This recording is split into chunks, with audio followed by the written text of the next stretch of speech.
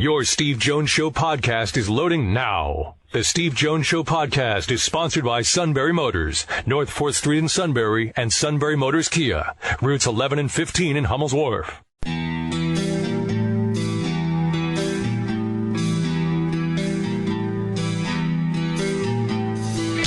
Sports talk where your voice counts. This is the Steve Jones Show on News Radio 1070 WKOK. Now from the Sunbury Motors studio, here's Steve Jones.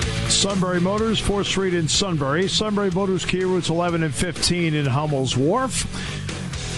One of the best in the business, Brad Nessler, in a moment. But first, our play-by-play call of the day. The Chiefs and the Redskins last night at Arrowhead. Snap to him. Smith looking left. Under pressure, turns back right for the end zone. Caught by Kelsey. Touchdown! Kansas City. Kelsey draped by Breland. It did not matter. It's a 17-yard strike, and the Chiefs continue their red zone mastery. Mitch Holfus with the call last night on 101 The Fox. The Chiefs with a touchdown, by the way, in the final play of the game. Wrecked a lot of lines last night and beat the Redskins 29-20. He's made the joke that you're going from Uncle Vern to Cousin Ness, but I've said many times in this show that when you meet Brad Nessler, if you don't like him, then you don't like people. Brad, welcome. It's great to have you with us on the show. How's it going, my old friend? How you doing? It's great to hear you again, and it's great to see you on CBS. Must be a lot of fun for you. It's great. Having gone about 2 months last year without football, I was going a little bit stir-crazy, and you learn to appreciate it when you're not around. It was 36 years that I was in a booth either Saturday, Sunday, Thursday, or maybe all three, for that many years in a row. And then, so last September and October, to have time on my hands on a weekend was not fun, Steve. So back in the saddle. It's a big saddle to fill, I know that, but it's going well so far. Yeah, but the guy on the other horse is somebody you know pretty well because a long time at the ESPN with Gary Danielson. Is it amazing that when two people have chemistry that you can pick up essentially where you left off? I never really thought it was going to be a hard thing, but I didn't think it was going to be as seamless as it's really been. We kept in contact all those years. I mean, we were a lot of those years together at ESPN and ABC, and then we're still at the same network, only I was with Bob, Greasy and Lynn Swan, and he was with Brent. And so, I mean, we were never that far apart. And then his years with Vern, literally at least once every 2 weeks, probably we either talked or text or whatever. I'd call him and say, "You stole my game," and he'd say, "We get first pick, ha-ha," So, I mean, we never really lost contact. And, our first go-around, it was watching his kids grow up. And now he's got like 14 grandkids, so I get to watch them grow up. But, we got together to do the Missouri Arkansas game the day after Thanksgiving last year. It was actually the first time we'd done a game together in, I guess it was something like 16 years. And I really knew 5 minutes into the game that there was really nothing to get used to. I remember coming home and I said to my wife, I said, "Hey, how'd it sound?" And she usually doesn't pay attention, but she usually has the TV on in the house just so she can hear our voices. And she said, "You sound like two 14-year-olds that hadn't gotten together in a while to throw the football around." So it really was no adjustment, and we're having a blast just like we used to. We're just older and our hair's grayer. Yeah, but he had to stay over at your place for about 3 days because of the hurricanes. I'm sure that was quite an experience. Yeah, it was, and we decided, and we both joked about it, and we kind of said it at the same time. We looked at each other, I guess, Tuesday night going into Wednesday morning when he had been here since early Sunday. And I said, I can do 15 games, a bowl game, and all that with you, and we're together Thursday through Sunday morning. And he looks at me and goes, "Yeah, but I don't think we can live together." I said, "I don't think so either." And I teased him about not knowing how to make a bed. He messed up like 3 beds in my 2 houses. And my lake house first, and then we lost power, and then we came over here, and we had a generator. And so we were working by generator power in the kitchen table for about a day and a half, and my wife thought that was hilarious. What's it been like for you to really just lock in on the SEC and just really just worry about a certain number of teams instead of having to worry about a country? Hasn't hit me yet, Steve. Somebody asked me that the other day, and I said, you got to get back to me, I guess, at the end of this season or the beginning of next season. I've already now done I know what you're talking about because I've done Tennessee twice. This week I have Florida again, so I'll have done them twice in a 3-week span, so it's going to be weird. Although probably 80% of my games, I would say, in the last 7 years before that with Todd were probably SEC games, so we kind of travel around the SEC anyway. But it is going to be weird when I start seeing, I know already that I'm going to see, Coach Saban 5 times, or his team 5 times, and probably a 6th, if they make the SEC championship game. So from that standpoint, you got to be careful that the stories don't get, stale, or you find new stuff every week, or that as you know, it's not always the same audience. Sometimes you got to bring stuff back that you might have done the first week. So it's a little bit different because I'm used to being a little bit more all over the country than just in one conference. But like I said, I've kind of been down this part of the country for a while anyway. Yeah, no question. You got Florida LSU this week. Florida is under Jim McElwain is 9-1 in one-score games, and you of course did one of them, that miraculous finish. What is it about his demeanor, his sideline, how his team handles it, and then of course what you witnessed firsthand? We don't know if it's just plain luck. You remember when Les Miles went through about 3 years where you wondered how they won the game and how he, didn't manage it so well? I didn't want to say mismanaged, but that was going to be my word. You know what I'm talking about. I sure do. And so I don't know if Mac's fallen into these things or if it just follows him around or if he makes the right moves at the right time. I don't know, but, he's done a great job. He's got a great record, and sometimes you look at it and I go, I'm not quite sure. He's 16-3 in SEC regular season games, and that's the best Florida start for a coach since Spurrier. So, you have to look at the results. Sometimes it's not that pretty. In fact, sometimes it's not pretty at all, but, they'll take being 3-1 and 3-0 the conference. And, even the Michigan game, they didn't look terrible in the first half thanks to their defense. Their offense looked terrible, but I don't know, and he keeps changing quarterbacks and flipping things around, and he's lost so many guys. That's where I give him credit, to have had 10 guys suspended, and 2 or 3 of them are really key players and really good players that could start for anybody in the conference, and they're not there. So he's had to kind of piece everything together, and do it with smoke and mirrors, and so far they're getting away with it. And then there's the Ed Orgeron part of it over at LSU, and they brought in Matt Canada as the offensive coordinator. Yeah. What's your view of what you're seeing from LSU right now? I haven't figured out why they can't, and this goes back a couple of coordinators, at least 2 head coaches. I don't know why they can't find a quarterback, and I'm not putting Danny Etling down. He's a game manager type of guy and all that kind of stuff. But they have been through so many 4 and supposedly 5-star recruits, and they come in there and they look totally lost. And, I don't know if they're not coaching them up well or if their system is, a little bit flawed. I don't know. But I always look at that program and go, okay, you're going to get defensive backs. They've had 10 or 12 guys in the last, 13 years, in the NFL as starting DBs. So you don't have to worry about that side of the ball so much, at least in the secondary. They've had great running backs, and they've had great receivers. The last time I guess they had a passing attack that really worked was at Maggenberger, and he had Jarvis Landry and Odell Beckham Jr. Well, I could have probably thrown to those 2 guys, I guess. So, they seem to find the good skill guys, but they can't get a guy to get it to them. So I think that's been their problem kind of all along. And I don't know what kind of, they've started one of those go me funds or go away funds or something for Ed already. So that's not a good sign. And I got to deal with him on Friday. So it's going to be interesting. Yeah, I guess he has a $12 million buyout, and somebody started a GoFundMe page. So far, they have $275. In my opinion, they're a bit short. Yeah, they're a little bit short. I think the guy that started it put in the first 200. So they're not getting a lot of bites. But I have been watching. I turned on Fine Bob's show here a little while ago, and it's a firestorm already. And the same thing's going on with Tennessee. I saw them lose on the last play, and then I saw them get trampled by Georgia. The folks in Knoxville are not happy either. So, there's only about 2 or 3 places in the whole conference right now where the fans aren't in an uproar, and that would be Tuscaloosa, Athens, Georgia, and they're coming around a little bit at Auburn right now, but everybody else is not happy. Right. It's ironic when you talk about like a couple coordinators ago and so forth at LSU. I think the last time I had LSU was with Penn State in that Capital One Bowl in the mud, and they had Jordan Jefferson at quarterback, and they mismanaged the clock that day. But they had LaFell, they had Trendon Holiday, and so forth. They scored 14 points. Yeah, I know. They just that's one spot they can't get it done. I don't know. Just having a quarterback would help. The Alabama part of it, when you've taken a look at them over the years and the level of high consistency, what is your opinion of what we're watching, maybe in a big picture historical context?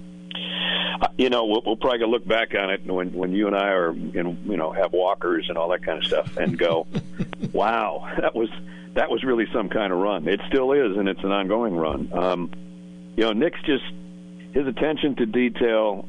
He doesn't miss anything. I mean, they absolutely do not miss anything. And even when you see him on the road, I mean, when you see him in Tuscaloosa and the facilities and just the personnel they have. I mean, they have so many grad assistants and all that kind of stuff that are working on computers, and you go by the rooms when they're on the road, and some as you know when you travel, they got the big banquet room. That's where you're going to eat, and then there's kind of just this part where maybe you're going to get some work done on your ankle or whatever. I mean, it looks like a traveling hospital when you go with Alabama.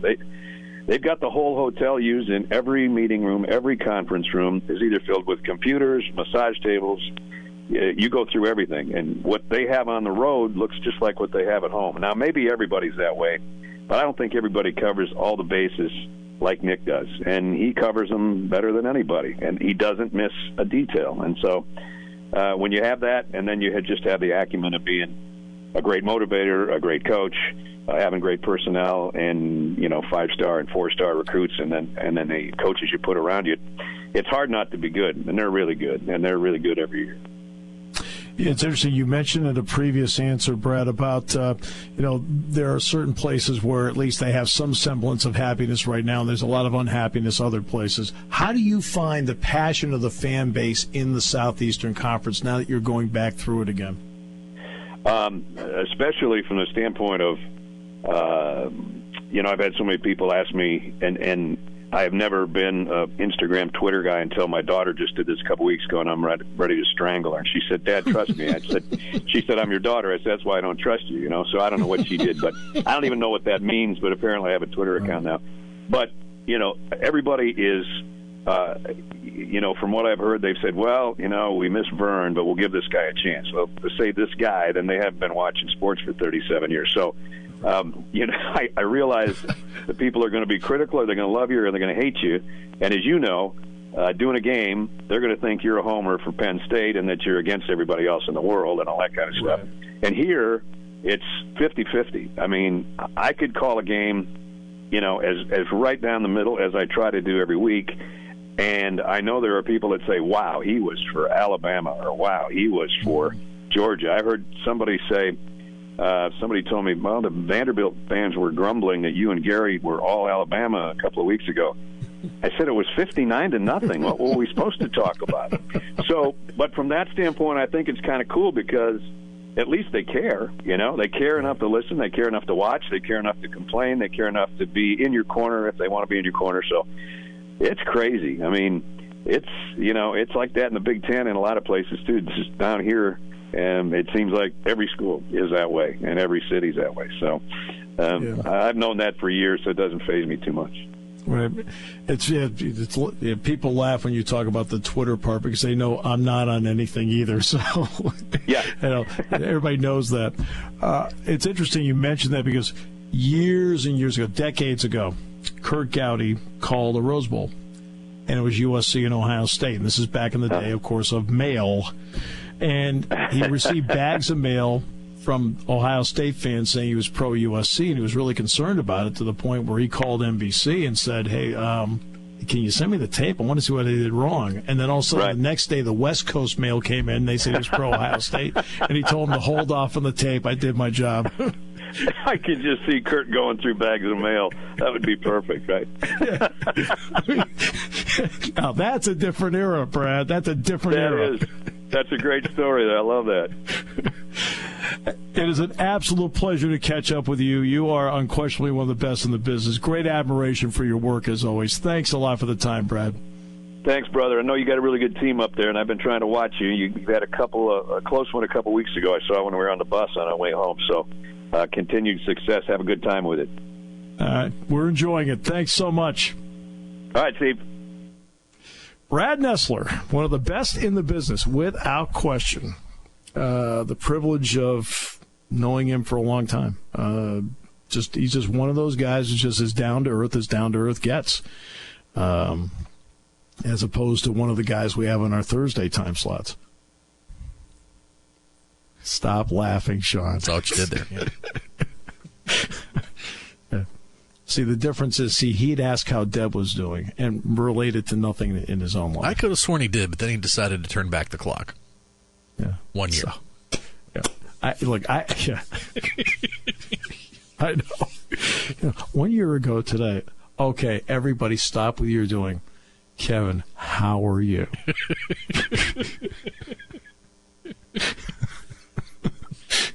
No, seriously, how are you?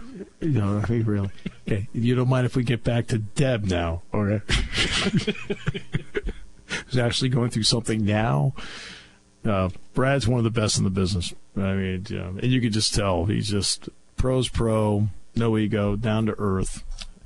We will come back with more in a moment here on News Radio 1070 WKOK, brought to you by Sunbury Motors. When it comes to car buying, there's the other guy's way, and then there's the SMC way. The other guys force you into a vehicle you really don't want. The Sunbury Motors way lets you take the time you need to browse, ask questions, and take the test drive and think on it. For over 100 years, the Mertz family and all their employees have made your experience the most pleasant one you'll ever have. The other guys won't offer you the best price for your trade, no matter how much they say they will. The SMC way is their promise to provide you with the most money the market shows your vehicle is worth. The SMC way is to offer you all applicable factory rebates on new vehicles and generous discounts. Looking for a pre-owned vehicle? The SMC way checks each vehicle in a 200-mile radius to determine the lowest price, then beat it. It's the lowest price promise, just part of the SMC way. The choice is up to you. The other guy's way or the SMC way. The SMC way wins every time. Sunbury Motors Company in the North 4th Street Auto Plaza, Sunbury, and at sunburymotors.com. Selling more cars and satisfying more customers for over 100 years.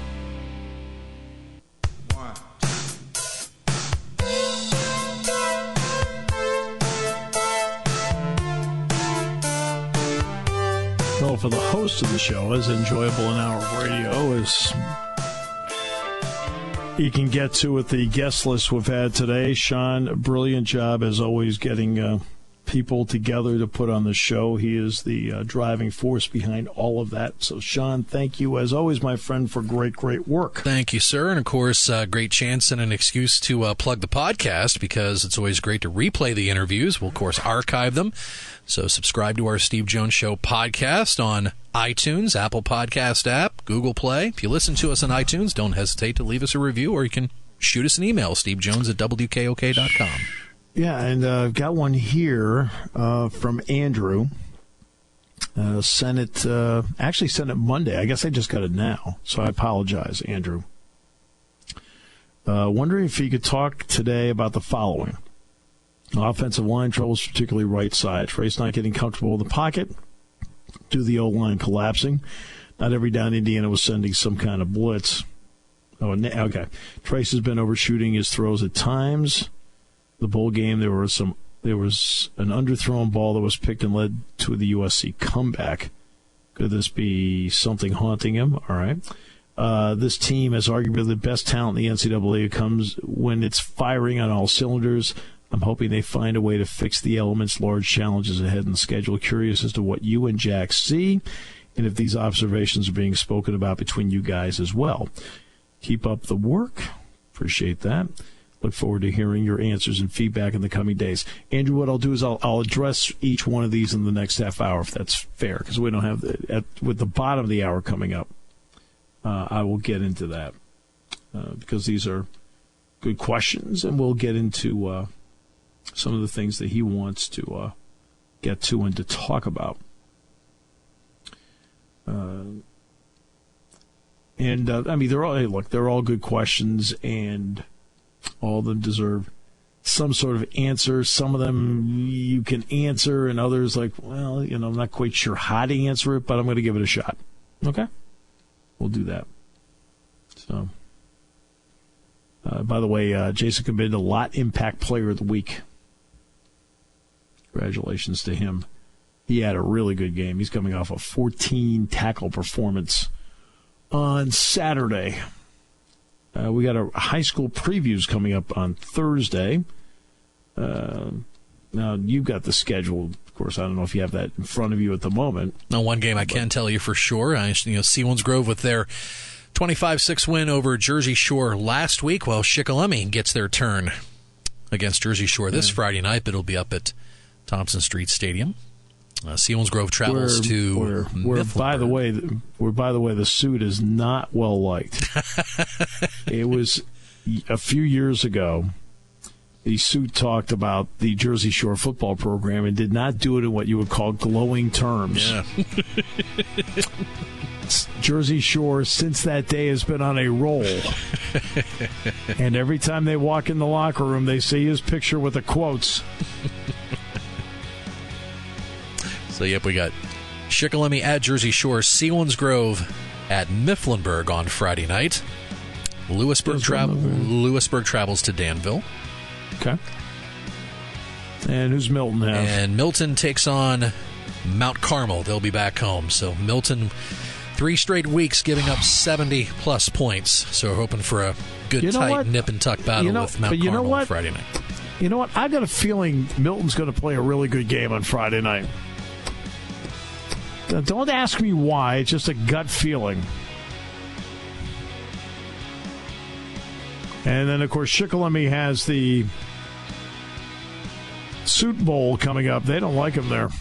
Taking your calls at 800-795-9565. This is the Steve Jones Show on News Radio 1070 WKOK. Now, from the Sunbury Motors Studio, here's Steve Jones. Sunbury Motors, 4th Street in Sunbury. Sunbury Motors Kia, routes 11 and 15 in Hummel's Wharf. Thanks to Brad Nessler of CBS Sports for being on the show today. Thanks to Teddy Greenstein, Chicago Tribune, for being on the show today.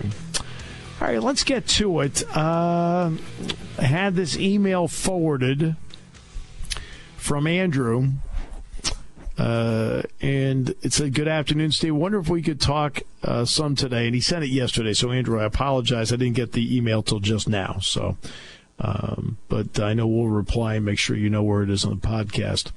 So we'll take them one at a time. Offensive line troubles, particularly on the right side. All right, let's start there.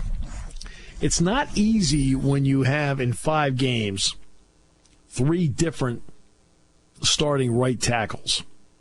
And that's been because of, obviously, injuries. Chaz Wright had to go out. Andrew Nelson started at Iowa. Then he had to go out.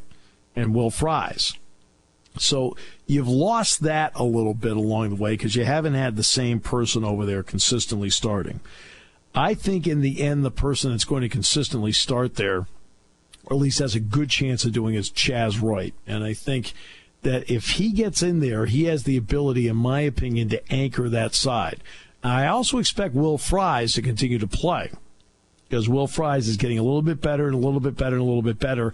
And playing time is the only way you're actually going to really get better out there. But you can afford to do it by weaning him into the lineup. So I think as time goes, Andrew, watch for Chaz Wright to get a little bit more ingrained as that starting right tackle. And I think that will help stabilize the line, because now you can get the cohesion that you're looking for. Next line, Andrew says, Trace not getting comfortable in the pocket due to O-line collapsing.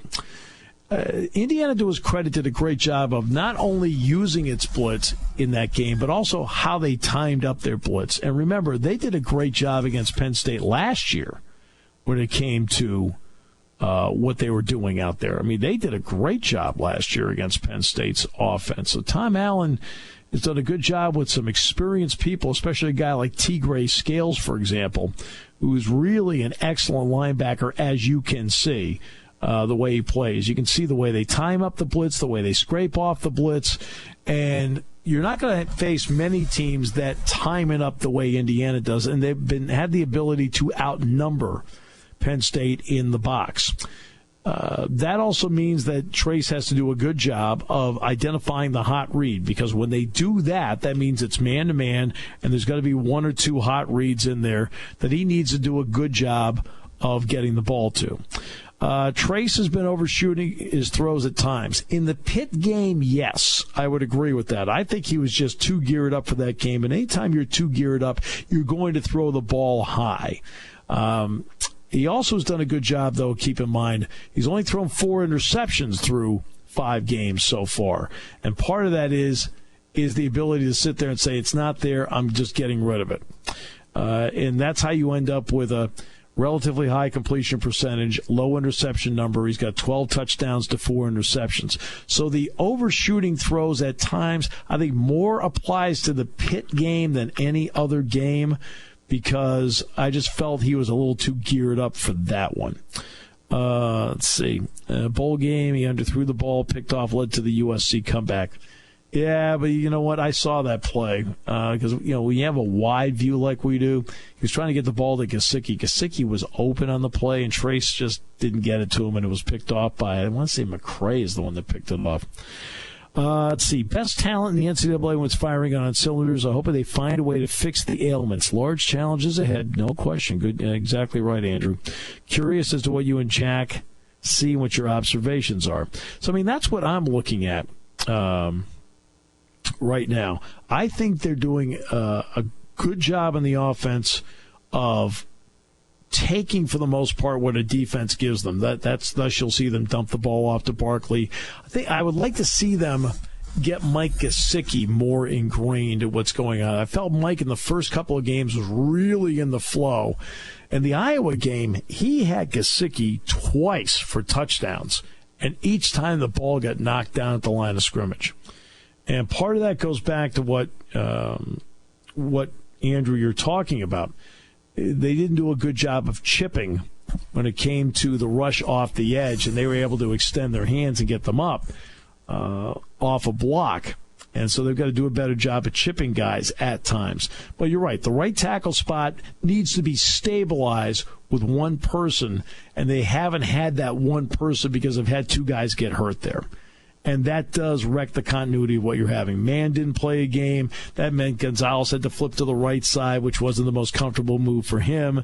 That way they could get Fries in as a left guard. It tells you what they think about Fries. They obviously feel that right now he's their number 6 offensive lineman. Bates has been good the entire time. For the most part, McGovern's been good. But they've got to do a better job when being outnumbered in the box of either getting one additional blocker in there, whether it happens to be the tight end or Barkley, or identifying a hot read and making them pay for the blitz. You can make teams pay for the blitz because they're going to go man-to-man, and you can beat them off of that if you're quick. And Trace does see the field really, really well. He does see the field well. You can't make that pass like he did in the opener to Akron, where suddenly he sees him because he just has a feel for what's going on. And that feel for the game that McSorley has is a big plus. The fact he's always keeping his head up looking to make a pass play is a big plus. So stabilizing the right side, and I think that person, in my opinion, is going to be Chaz Wright in combination with a little bit of Will Fries. Overshooting throws at times happens, but for the most part, I felt that happened in the Pitt game. I just think the emotion of it, and he was just, hyped up and ready to go. And let's see. Look at the throw he made to Hamilton for a touchdown, both touchdowns that he threw. Hamilton caught 3, one was from Barkley. But the one was the fade to the corner. The other one was a fade to the corner. Each one was put in exactly the right spot. The throw he made to Blacknall on 4th down was a fabulous throw. The throw he made to Johnson for the touchdown, fabulous throw. So he is achieving a better line of consistency because remember he was a 56% passer overall for the season last year. He's a 66% guy this year. And again, the 12 touchdowns and the 4 interceptions through 5 games is pretty good. And he's running the ball just enough. But again, you've got to get a little bit more out of the running game, certain situations. But Indiana did this last year. Remember, Indiana, 33 carries, 53 yards for Saquon Barkley against Indiana last year. So they kind of did it the same thing this year, and I think that's where they deserve. Sometimes, Joe told me a few years ago, he says, always remember something. Sometimes when things don't look great for Penn State, remember it's because the other guy can do something right too. And Indiana, to their credit, I think did something right. I hope, Andrew, that answers some of your questions there along the way. I think I hit all of them, right? I believe he did. But talking a little bit more about the Penn State defense, look what they have done so far as we've gone past the quarter pole. Yeah. Go past the Pitt game, they now have a quarterback controversy. Now Indiana in the rearview mirror, they've got a quarterback controversy. Both teams have had to switch quarterbacks.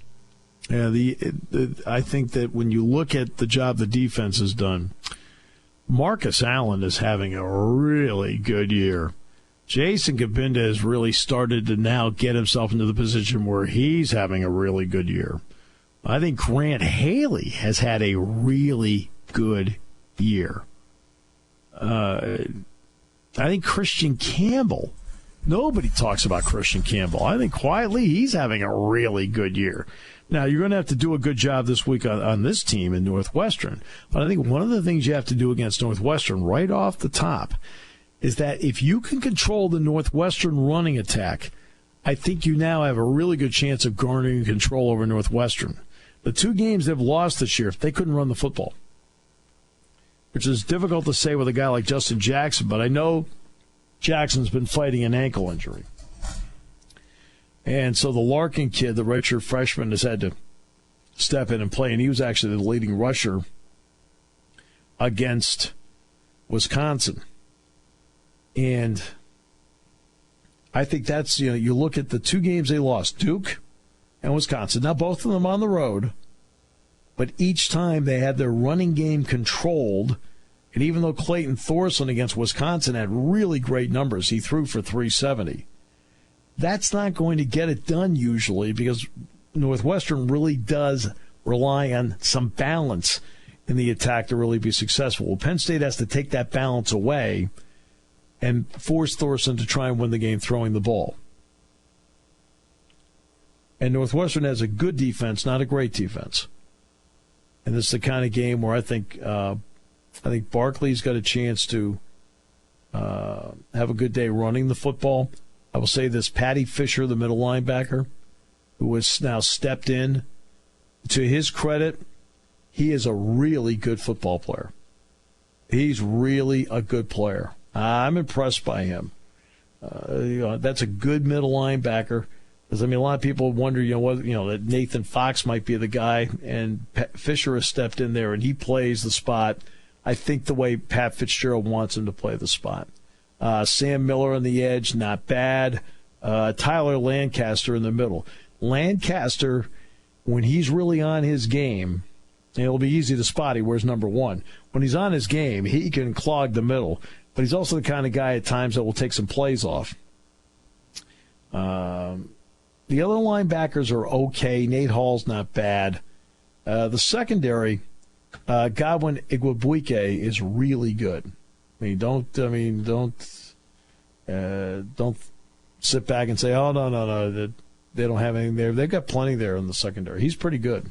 Cal Caro's not bad either. The place kicker is a true freshman, so I don't really have a real feel on him. He's 3 or 4 kicking so far, but nice winders, not a bad punter. He's actually a really good punter. Return game is not quite the same because no Solomon Vault. Vault's out for the year. And he hurt Penn State. That game that they beat Penn State 2 years ago out there, remember, Vault returned a kickoff for a touchdown in that game. Now you got Penn State special teams with their coverage, their punting, their kickoff unit. Penn State has done a great job with their special teams this year, creating field position. Penn State is I want to say they're a plus 10 yards per possession right now on the season in field position. Hey, that's going to win so many games for you, shortening the field, making them go a long, long way with them. Let's see. Penn State's average drive start this year is their own 35-yard line, and the opposing team drive start is the 23-yard line. All right, so you're talking about, 68 possessions, right? So let's just do this, just to let you know what Penn State's doing here. So it's 68 possessions times 12 yards differential is 816 yards divided by 5 games. which is 163 yards per game in field position for Penn State. Now remember, 2 years ago when Penn State went out there, that number was flipped. Penn State was on the negative of field position in 2014 and 15, and it made a big difference. And now you're looking at Penn State dramatically on the plus side, 163 yards a game. I'll give you another example of where Penn State owns field position at now, and this shows you through 5 games what we've been watching. Penn State has started 14 drives this season on the opponent's side of the field, or as we refer to as the plus side of the field. You want to know how many the opponent has started on the plus side of the field against Penn State this year? 1. That's a big difference. The opponent has not scored in the opening drive this year. They have not scored on the opening drive of the second half this year. Penn State's 3 of 5 on its opening drives and 2 of 5 in the second half on opening drives. You take advantage of all those plays along the way. And Penn State has 44 explosive plays this year on the season to 18 for the opponent. So those are all things that you look at that are the game within the game. They're stats that have some meaning and beef to them. I'll give you an example, a stat I look at on Pro Football Focus. What is the completion percentage of the quarterback Penn State's facing when under pressure? Well, Clayton Thorson's a 36% passer when he has some pressure on him. And he's thrown 3 interceptions and no touchdowns when pressured. That's an example. Something else I looked, yards per catch by wideouts and tight ends. 3.3 yards. Excuse me, I think it's less than 3.1 yard. 3.1 is the yardage after the catch. So that tells you that's a station-to-station passing game across the board for Northwestern. So just some thoughts. Random thoughts on a random day. We'll come back. We'll talk about the baseball playoffs. Yankees and Twins tonight. Should it be a one-game playoff or should it be more on News Radio 1070 WKOK? When it comes to car buying, there's the other guy's way, and then there's the SMC way. The other guys force you into a vehicle you really don't want. The Sunbury Motors way lets you take the time you need to browse, ask questions, and take the test drive and think on it. For over 100 years, the Mertz family and all their employees have made your experience the most pleasant one you'll ever have. The other guys won't offer you the best price for your trade, no matter how much they say they will. The SMC way is their promise to provide you with the most money the market shows your vehicle is worth.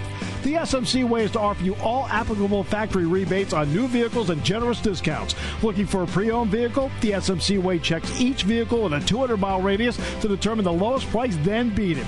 It's the lowest price promise, just part of the SMC way. The choice is up to you. The other guy's way or the SMC way. The SMC way wins every time. Sunbury Motors Company in the North 4th Street Auto Plaza, Sunbury, and at sunburymotors.com. Selling more cars and satisfying more customers for over 100 years.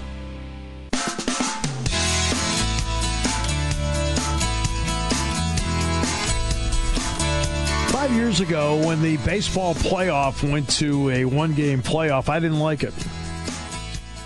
My first thought was, well, traditionally in baseball, you play a 2 out of 3. Look, I obviously, as a Red Sox fan in 1978, I lived through a one-game playoff that didn't go well. Now, I'm not saying I'm bitter. It just was hard to see a 99-win team get nothing. I don't get that impression from you whatsoever. No. You're never to bring up the topic again. No, I won't.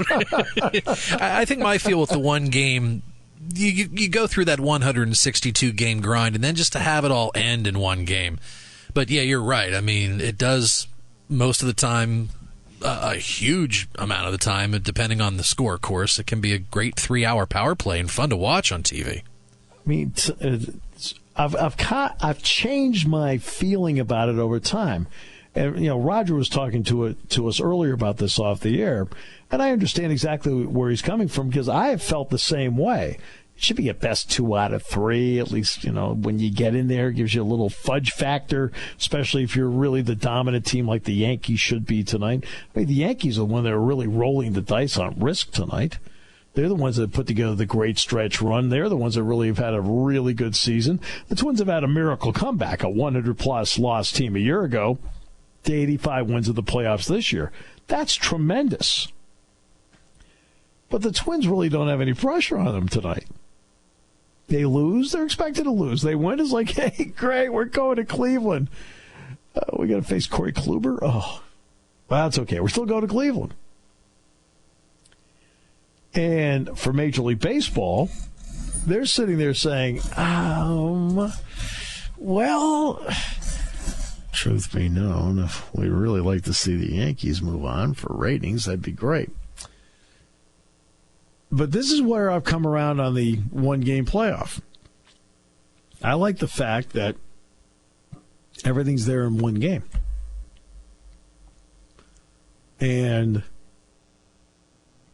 these playoff games, for the most part, have been really good games. Think about it. I think they're really... And the emotion, you'll find the emotion in the stadium tonight, and the same thing tomorrow night at Chase Field in Phoenix. Because everything's on the line.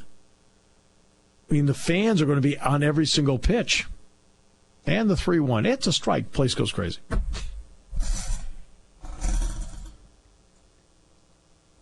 So that part I do like.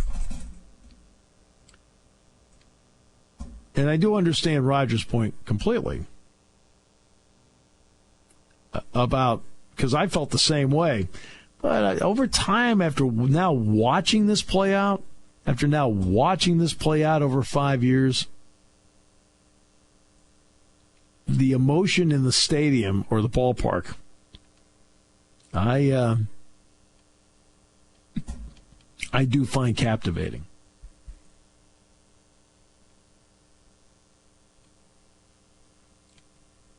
So,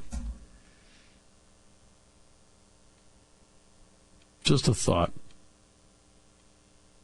And, each team has been able to set up their pitching where they get their ace tonight. Same thing tomorrow night with Colorado and Arizona.